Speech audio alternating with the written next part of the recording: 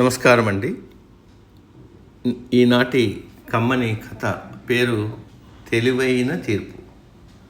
వినిపిస్తున్నది మీ విజయభాస్కర్.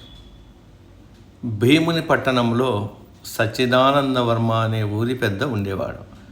అతను ఊరి ప్రజల వివాదాలకు న్యాయంగా పరిష్కారం చెబుతాడని ప్రతీతి.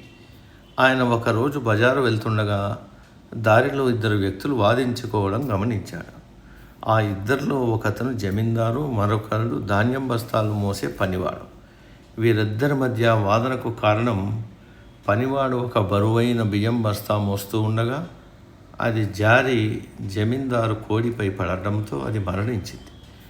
దానితో జమీందారు ఆ పనివాడితో, అన్యాయంగా నా కోడిని చంపేశావు, ఆ కోడి కనీసం ఇంకో సంవత్సరంలో ఎన్ని గుడ్లు పెట్టేదో అంత వెల చెల్లించు అన్నాడు.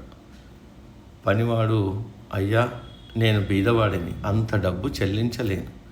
పొరపాటున బస్తా చేజారి కోడి మీద పడింది, క్షమించండి, కోడి వెల మాత్రం కట్టగలను అన్నాడు.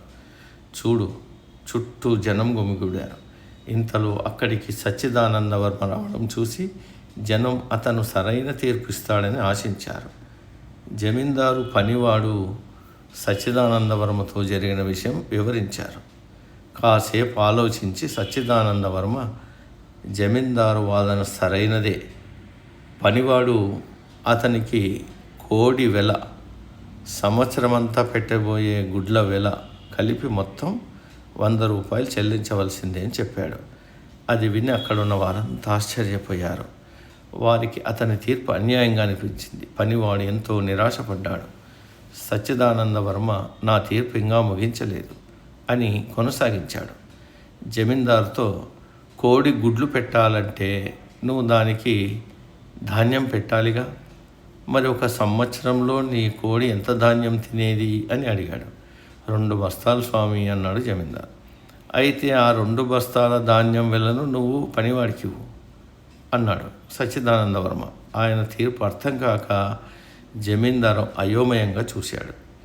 ఏమీ లేదు, రాబోయే సంవత్సరంలో నీ కోడి ఇవ్వబోయే లాభం నువ్వు ఆశిస్తున్నావు, మరి సంవత్సరాంతం కోడికి నువ్వు పెట్టే ఖర్చు ఏమవుతుంది? కోడి లాభం అతనికి నీకు ఇవ్వాలంటే ఆ కోడికయ్యే ఖర్చును నువ్వు అతనికి ఇవ్వాలి కదా అంటూ వివరించాడు సచ్చిదానందవర్మ. 2 బస్తాల ధాన్యం వేళ తనకు రాబోయే 100 రూపాయల కంటే ఎక్కువ అని గ్రహించాడు జమీందారు. గుమిగూడిన జనమందరూ తీర్పు విని సంతోషించారు.